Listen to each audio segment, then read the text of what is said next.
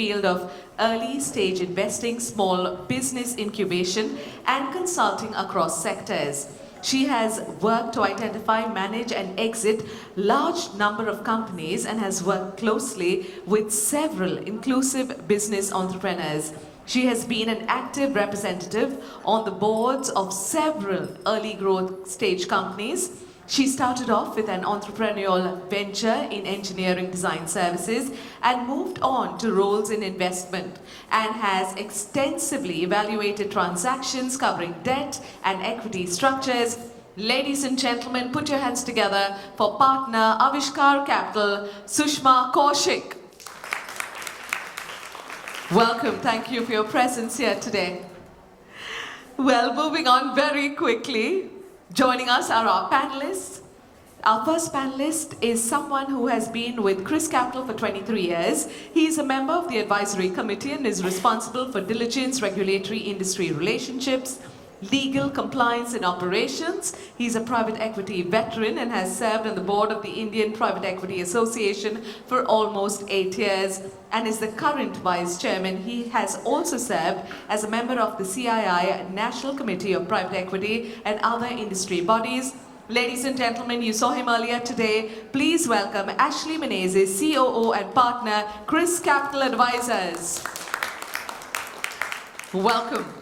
Moving on, our next panelist is the India leader, Principal Investors and Private Equity, BCG, and has served as Executive Committee member for BCG, the firm's apex decision-making body globally. She leads BCG's transactions and integration practice in APAC. She has also founded and leads BCG's Principal Investors and Private Equity practice in India. Please welcome on the stage Managing Director and Senior Partner, Boston Consulting Group. Joining us, Kanchan Samtani.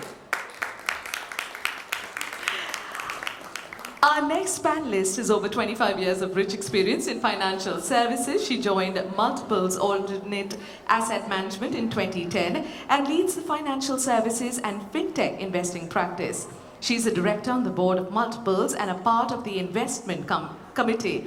She developed Multiples' proprietary framework, Leadership Energy Level, to analyze DNA of entrepreneurs. We are delighted to have with us Managing Director, Multiples Alternate Asset Management. Please welcome Nithya Ishwaran.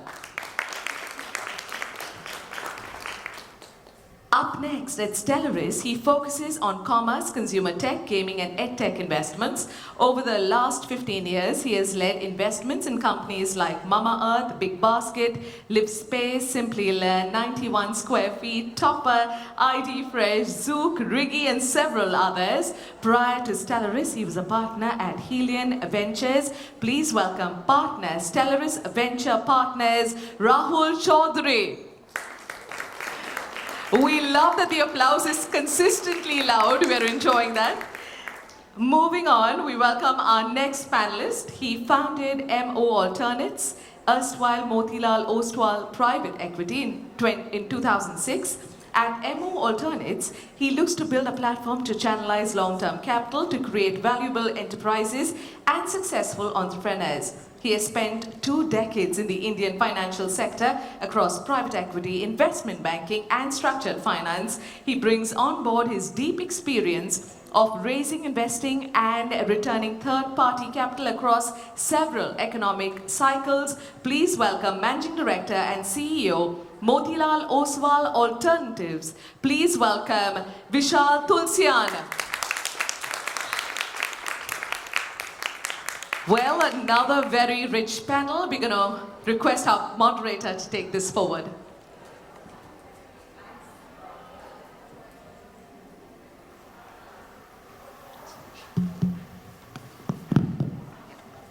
Great.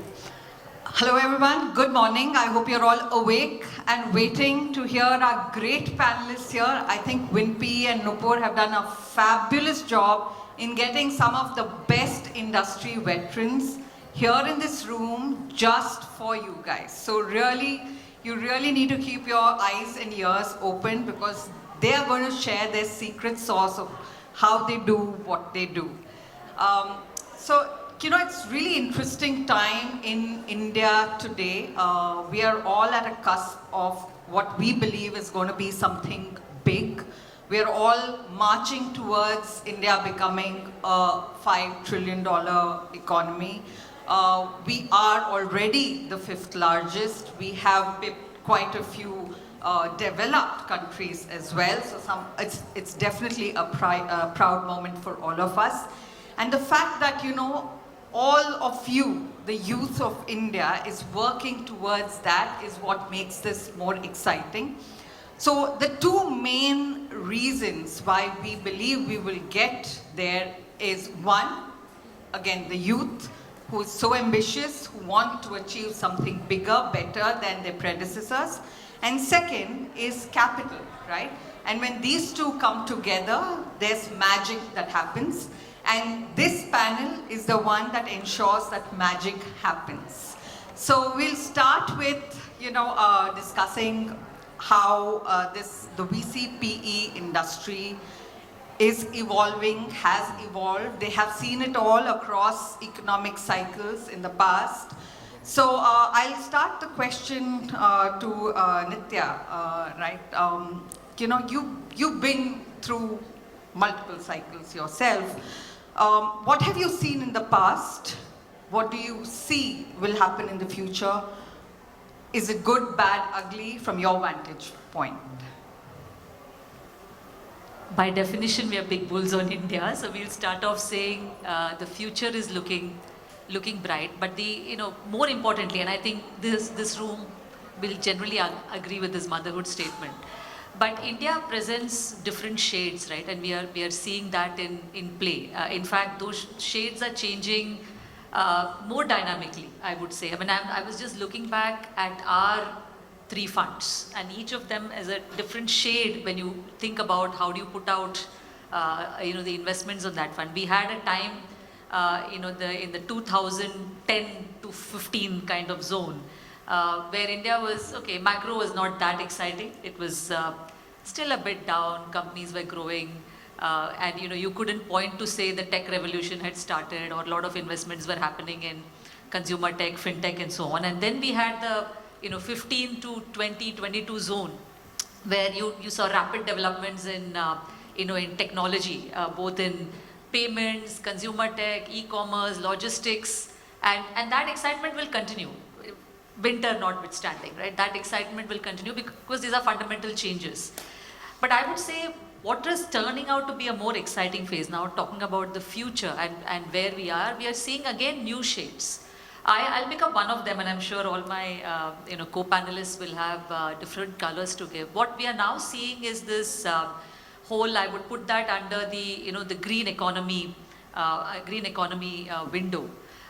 We have seen electric mobility take off in a very interesting way, and the kind of rapid adoption that's happening. We have more than 1 million electric vehicles in the country, faster than we thought, right? And many times we are kind of leading that. More importantly, we have seen a lot of government push into some of these. So for us, the very interesting new theme, we'll continue with financial services, consumer and all, but the new theme that is resonating out is around this green economy, both on electric mobility, where we feel a lot more will happen even on commercial vehicles, which is a large space which is still unaddressed. Those are the vehicles that run the most, probably put out the most pollution that we can think of, and we'll see a lot more happen there.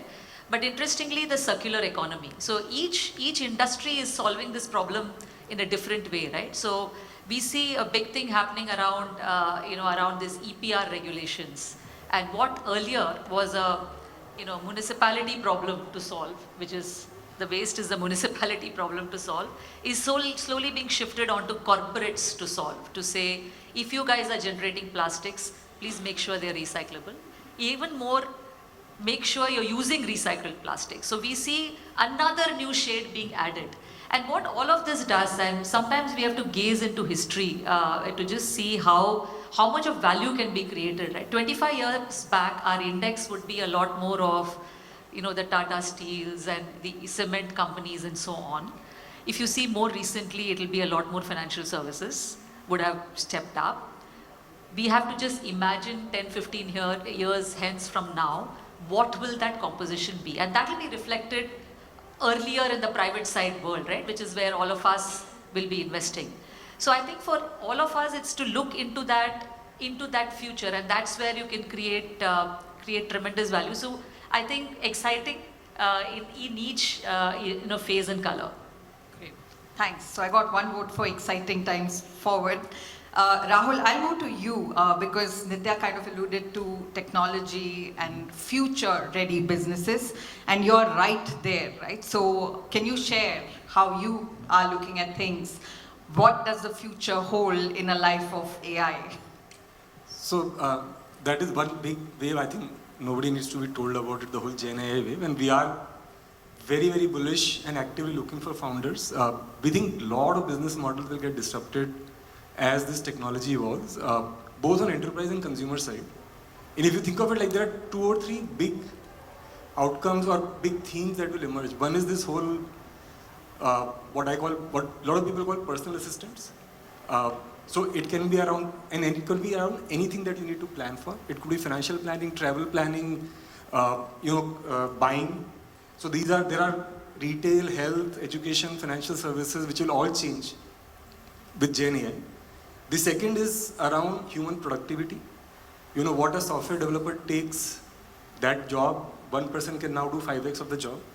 What that means is not that software development will go out of vogue. It will mean that a lot more tech will get produced from same set of scarce resources that we have. And third is around creativity. Think of digital content, right? Today you need human being to do that. Tomorrow you need moderation from human being. But a lot of work around, what you post on Instagram, what you build on YouTube, what a movie comes out of. How do you design your home? A lot will change with use of Gen AI. So we have invested in few companies out there which are changing how creation happens, and still looking for businesses in that space. So an area to watch out for. But I'll move to Vishal, right? And he's at the other end of the spectrum, if I may say so. India has largely been services-driven economy. Manufacturing has pretty much been a flat-ish contributor to GDP. It was about 15% in 2017. Now, somewhere I read it's about 17%. Of course, our GDP has grown. And you have always been focusing on a lot of traditional businesses, and you have really made multi-bagger returns in the process. So clearly you have spotted opportunities where people are missing out on. Would love to hear what your secret is. Yeah, Shushma, hi. We've also lost in a few cases which we don't talk about. But, first of all, it's great to be here today morning. And a big compliment to Nupur and the WinP team for creating this event. And delighted to see so many of you out there. I remember 5 years ago, we did not have even one women member in our investment team. And then we had made a pledge that we'll probably change that. And today as we sit, 1/3 of our investment team comprises of women. So, and great to see so many of you being excited about joining this industry, because we do need a lot of diversity, even from standpoint of making great investments. Now, coming to your question, Sushma, on the manufacturing side, see, India has thrived on 2 things: services, which brought in a lot of dollars internally, and second piece was domestic consumption. Today, if you talk about services, we probably are doing $200 billion, and over the next 10 years, hopefully we'll cross $500 billion as far as services revenues are concerned. Domestic consumption, again, when I started my career on private equity side in 2006, we were a $1 trillion economy with roughly $900 per capita. We are around $3.5 trillion now with $2,500 in per capita, which I think over the next 10 years will shift from $2,500 to maybe closer to $6,000 as we embark on our journey from $3.5 trillion to a $10 trillion economy. It's a matter of few years here and there, but between 10 and 12 years, we are going to achieve that, which again presents tremendous amount of opportunity as far as domestic consumption is concerned, right? Third, we always say that a Y2K was created for Indian services exports. If Y2K were not to be there, I don't think on the services side we would have been where we are today. Similarly, while COVID was a grim situation for world at large, but COVID is going to do wonders for India's manufacturing sector. And we are seeing the effects of that over the last 24 months. Every company globally that you go and talk to are talking about, while a lot of global talk is also about deglobalization, but a lot of talk is also about finding an alternative to China, or China plus one story. And everyone knows, if in terms of size and scale, if there's one country which can do that, it is going to be India. We are roughly $500 billion in terms of manufacturing sector today. And I think over the next 10 to 12 years, this number is going to be between $1.5 to $2 trillion. Imagine what it can do to the manufacturing ecosystem. And while it's great, but it will also require tremendous amount of investments.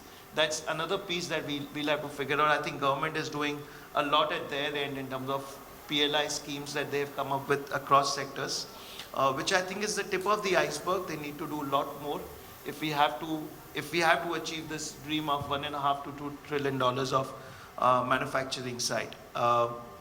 Everyone, we have reached a situation where we as a country have to manufacture in India for India, manufacture in India for exports. I think one of the things that has been negative for us over the last so many years has been our current account deficit. It's like, for how long you're going to run a company where your expenditures are more than your revenues, right? You either fund that by grant or by borrowings, and that is what we've been doing over the last so many years. But I think a stage has come where there is a very, very strong realization, in the government mind, to convert this current account deficit into current account surplus. And the only way we can do that is through the manufacturing piece, where we replace a lot of electronics that we are importing. We create a strong ecosystem in India, replace that, and also use India as a exports for world. So I think we are very excited about the manufacturing space, and private equity players have to invest a lot of capital if we have to reach the destination of $1.5 to $2 trillion of manufacturing number. No, thanks so much, Vishal. I think you brought up a very important point of the gap in funding. Clearly, the government spends are there, the PLI is there, all the intentions are there, but there has to be private capital that needs to flow into this. And so I'll ask Ashley this question, and congratulations on your latest fund. It's about $1.4 billion, and India is the focus. So he's the one who's going to bring the big money in. But Ashley, just wanting to understand from you, how are internationally all your LPs looking at India? What are the big opportunities that you believe will drive a growth for even a fund like yours? Thanks, Sushma. Again, good morning to everyone. It's a privilege to be here. Thank you, Nupur, for organizing this. Look, I think, and I'm going to answer your question in 2 or 3 parts, right? I think India as a story for foreign investors or international LPs has been a different story over time, right? And we've been privileged to be part of it now in our 3rd decade, right? So way back in the 2000s, the conversations were, we want to diversify out of the US or Europe, and let's look at China and or India, right? So that was the conversation that was had. And so you were competing against China, you were competing against emerging markets in terms of being able to attract capital. I think that has changed, and I think that's great. I think investors have now realized that India is here to stay, right? I mean, as we entered into our 3rd decade, one of the conversations we had internally is, we've been focused on India. We're one of the few funds that have been only focused on India for so long. Should we be doing more? Should we look at the region, etc.? And it was a simple exercise for us to see that the opportunity in India is here for a long, long time. Right? I mean, you touched upon the demographic. We're a young country. Vishal talked about, the 2 critical aspects. One is, there's a consumption story in India, and then there's what can India supply to the world, right? Those stories are very, very strong. And so that is the fundamentals of India that I think investors now realize and recognize. So the conversation about, India versus China or India versus, Latin America, all of those conversations are out. So I think investors understand that this is something that this is necessary, it's here for a long time, and they want to be part of their journey. And I think that, so that conversation, at least in terms of opening doors or competing against the rest of the world, is sort of out of the, you're sort of, that's behind you. Obviously, there are a number of challenges that India faces in terms of risks, in terms of, and so one has to navigate through that. And that is the conversations that investors are having. So I think it's actually a better conversation to have, where you're not selling the country, but you're talking about the specific questions, getting down into, as Vishal said, if one wants to look at manufacturing, what are the pros and cons of that, or any other sector, right? So you're getting down to a more granular level. I think that conversation is always a good one to have. So I think that is something that we believe, and luckily our investors have also agreed that this is something that should be there for a long time. Well, that's great to know that people have stopped asking why India and moving to how India. So that's a good place to be in.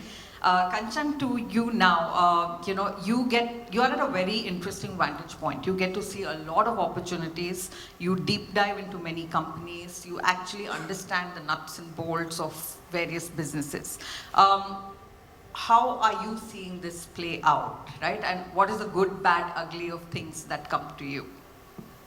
I think things are good. I don't see the bad and ugly, to be honest. I think just stepping back, if you look at the world around us right now, there are 4 or 5 different themes that are playing out everywhere. There is a theme around geopolitics. You talked about China +1, but I think, the broader theme around geopolitics, around sustainability, which Nitya touched upon, demographics, generative AI, Rahul, which you talked about, and inflation, of course, for a large part of the world is a serious concern at the moment. I think if I look at those trends, I think except sustainability, all the others are actually playing to India's advantage right now. And that's why I say that from my vantage point, I see things as only being good and positive going forward. Yes, we may have some short-term blips, but we'll get over it because the fundamentals are strong. So I think even in terms of where the opportunities lie, these are really the themes, right? Generative AI is a massive theme. It's going to change the way we look at so many businesses, and we are only scratching the surface right now. Sustainability, businesses, Nitya, you talked about electric vehicles, renewables, energy transition, but I think there is like a wide range of sustainability initiatives out there in transport and agriculture, and I think those are really going to be, both winners from a sustainability and environment standpoint, but I think also multi-baggers over a period of time.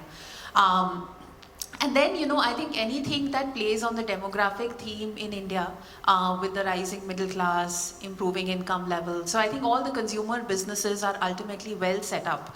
And if you look at India, and if you look at the pace at which consumer businesses are organizing, brands are getting created, that's a really unique opportunity for all of us in this room to participate in as well. So I think those are, the 4 or 5 things that I would call out. Thanks so much for setting the base, because my next set of questions would be on each of the fund managers are clearly very distinct and diverse, and all of you guys have a different focus area. So I will start with Rahul again. Clearly the startup ecosystem is oblivious of the change in season that's happening out there. But again, what are the key actual themes, right? I mean, you mentioned consumer, but within consumer, what is it that you're seeing? If you say fintech, what is it that you are seeing that are future ready again for investments? So hard to go sector by sector, but broadly there are 3 pillars or buckets that we have. One is tech innovations. So Gen AI is one of them. The other one, as Nitya was saying, was around sustainability, where EV plays a very big role in our minds. So in both these cases, we have made investments. The other one are what is changing at global level. The whole China +1 manufacturing. Now, we won't invest in manufacturing companies, but we are investing very actively in people who can help manufacturing companies generate global demand. So that is another broad bucket of investment that we are making. And third is around just India is an opportunity. Now there are multiple areas that are interesting out there. One is fragmented supply chains. So can one build businesses in where you aggregate these supply chains, change how supply chains work? The second one is, all around credit expansion. Like if you look at consumer credit, SME credit, everybody is hungry for credit. Actually, that's one of the reasons or one of the challenges of growth, that people don't get capital to grow their businesses. And again, there are multiple investments we made on the credit card side, around SME cards and all, to propel that piece. And then consumer, as in India consumer, and when I say consumer, it is not brands alone, but in general, consumer is a theme where more and more people go online and hence want to consume stuff online. It could be buying online, it could be financial products online, it could be education online and so on. That stays a versatile theme, but then combined with Gen AI, again backing business models there. So these are three broad pillars of investment. Now if you go to each person within Stellaris, they'll tell you about within their vertical, what are the white spaces that they are, which kind of aligns with these themes. No, that's helpful. Whenever you say AI, I kind of skip a heartbeat because I'm a little worried with the kind of the demographics that we have and the population we are at today. We need a lot of jobs, right? So, Vishal, to you, since you are really creating good jobs out there, livelihoods out there, how are you looking at technology and traditional businesses coming together to solve for the larger problems of obviously creating wealth for all, creating jobs for all? How are you looking at it? So I think India is one country which has been very unique over the last so many years in terms of digitization. I think just the length and depth of digitization that our country has gone through, I think it's an amazing case study for world at large. So our ability to enable technology and make it as a part of our whole ecosystem, I think we've seen as a country, and our companies also have made tremendous stride on that front. Let's take consumer for example, right? Before COVID, every consumer company was finding it difficult to make their products reach the customer because of the supply chain issues. Thanks to massive level of digitization that we've seen in last 3 years, for any company sitting out of anywhere in the world, right? The sleep company that we saw, right? They can sell their products to any consumer in any part of the country. Similarly, even from a consumer standpoint, it was difficult, because they were not getting so many products. Let's say Raipur, for example. Today, a customer sitting in Raipur has the entire India as a shop where he can go and buy. So I think that has been a huge change in terms of ability to buy stuff. Second has been again a big drive from the government side, where you've seen the direct benefit transfer, amount of money that is reaching to the consumers directly, and there's been no leakages along the way. So consumers have more money at their hand to consume, and we're seeing the impact of all these things in terms of the consumer businesses that we are investing in, the kind of growth that they have seen in the last few years and what we think they'll see going forward. This was not the case between 2007, 8 and 2017. So I think that's a massive shift that we are seeing. As far as technology is concerned, I think for Indian companies, technology will be more as an enabler. We'll still see less of R&D happening in this country because that would require significant amount of capital, which I don't see happening at least the next decade. So next decade will be more about manufacturing and consumption, less about technology in terms of very high degree of R&D. Probably 2030 to 2040 could be the decade where we'll see that. So I think from our standpoint, we continue to remain focused on consumer companies on one side and manufacturing on the other. Got it. While you mentioned that digitization has helped create market linkage, someone sitting in a small town is now able to access not just India as a market, but globally as well. But I also attribute it to the kind of physical infrastructure, road infrastructure, port infrastructure that, you know, there has been huge spends on as well. And that kind of brings me to Nitya, right? Like for you, mobility is a big area. You have just concluded a big investment in TI Clean Energy and clean, green investments. Very few people are walking the talk, right? Opportunities are also far and few. So what is your fund's view on green, circular investment opportunities? It is a new sector that we are definitely adding to the other 4 evergreen sectors, which I think financial services, consumer, pharma, healthcare, and tech, right, which will continue to play.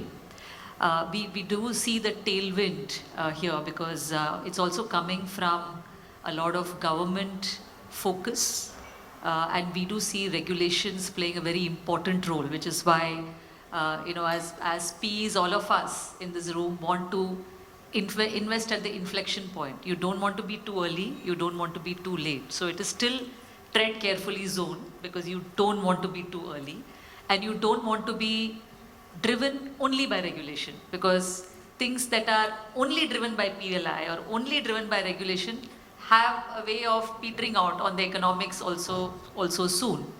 But it seems to be a secular theme, and I think it'll develop. I really feel this whole change in the way I mentioned earlier, the responsibility is being shifted from municipalities to actually the corporates in ensuring the circular economy.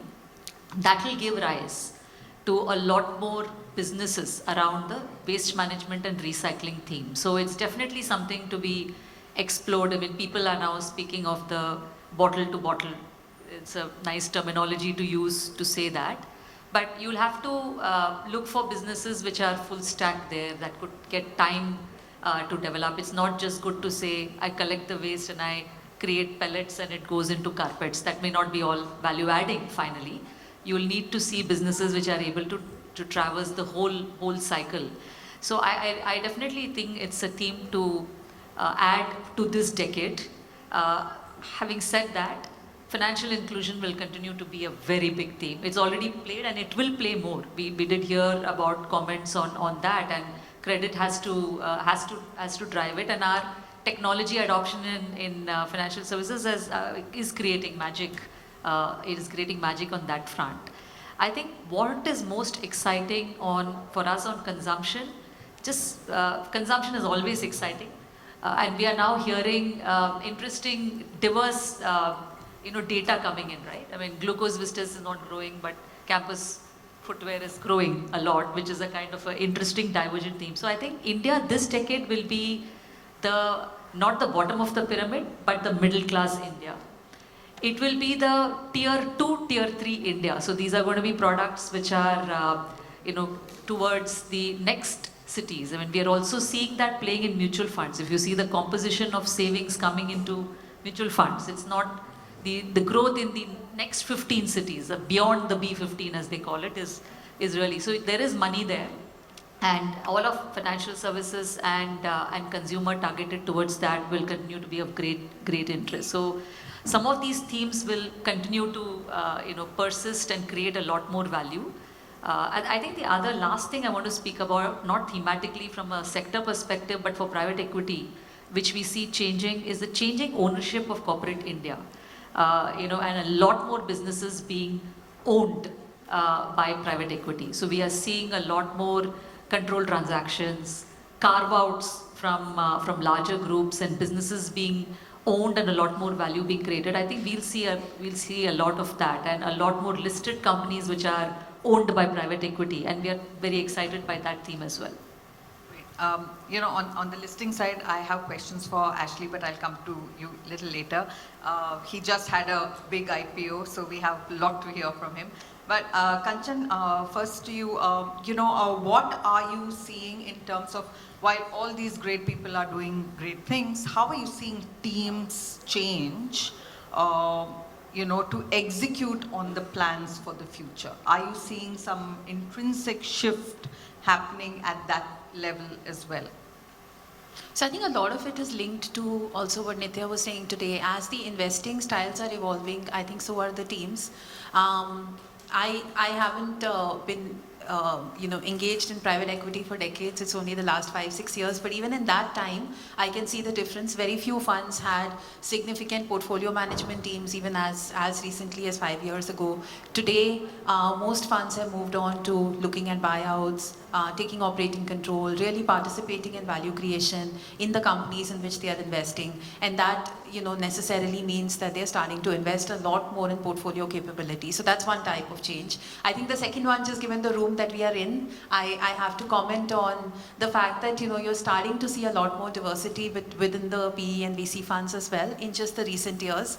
And every so often, which was not the case, I have to say, even as much as 5 years ago, I get calls from heads of funds saying, hey, do you have recommendations of good women candidates that we can hire?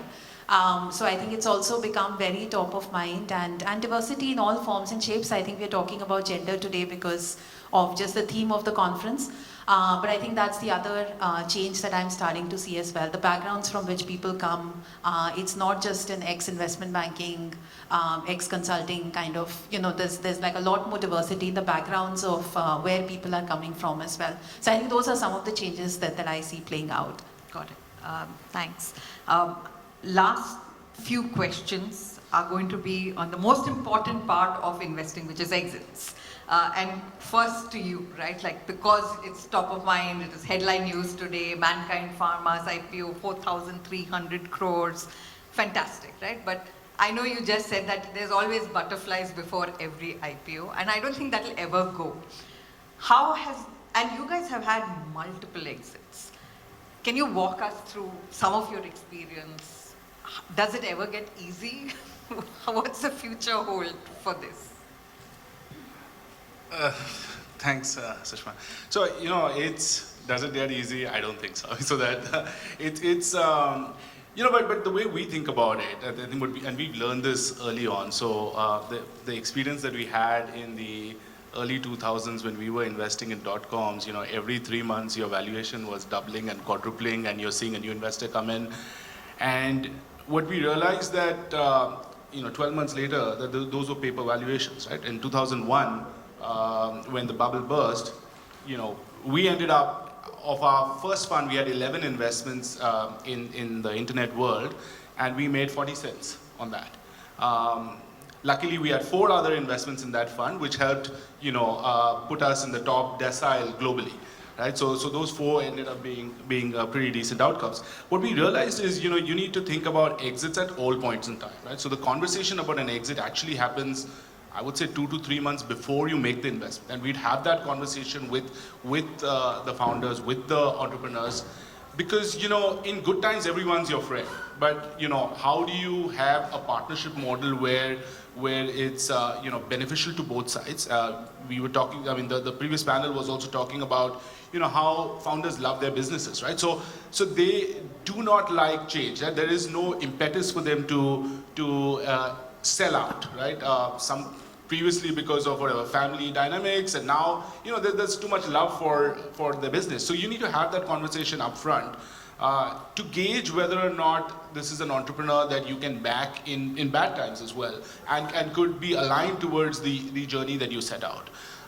That being said, that conversation needs to happen all the time. So we've had the privilege of, again, having 75 exits. I think in the first 15 years, a lot of those were, post-listing exits. So we've taken 15 odd companies public, and there was some. So that conversation now has changed, where we are seeing a lot more, A, strategic, and B, financial sponsors come in over the last 7-8 years to provide exit opportunities. So you need to get into an investment, have a game plan, but at the same time be flexible enough to adapt to it. Yeah? Your dependent on a number of factors. There's the market, there's the business. As I think Nitya said, if there's a regulatory aspect, that has another level of complication. Things could change. So you need to be able to adapt, and that's why you need to have those conversations on a very regular basis with the entrepreneur, within your team, to figure out what's the right avenue for exit, and then work hard towards it. Ultimately, the markets are going to go through cycles. I think what's going to deliver a good outcome for you is fundamentally if the company can deliver, right? So be razor focused, whether it's on revenue, whether it's on profitability, whether it's on the market, whether it's on innovation, and primarily driven by a strong team. So if you can get that right, I think then, question of getting an exit is only a matter of timing. And then when you get the opportunity, in our minds, you got to seize it. So we've never been questioned by investors as to why did you sell out something too early. And we've seen things, double, within a few months after the exit. Not a single investor has ever asked us, why did you exit early? So I think that is a good lesson that we've learned over time.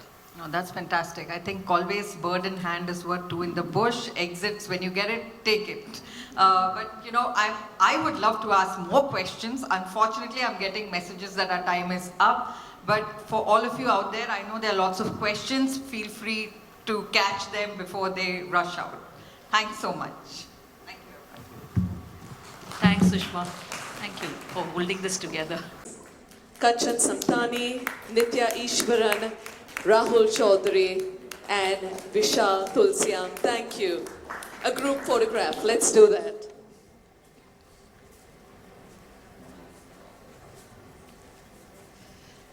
Let the applause keep coming. It's always nice, isn't it?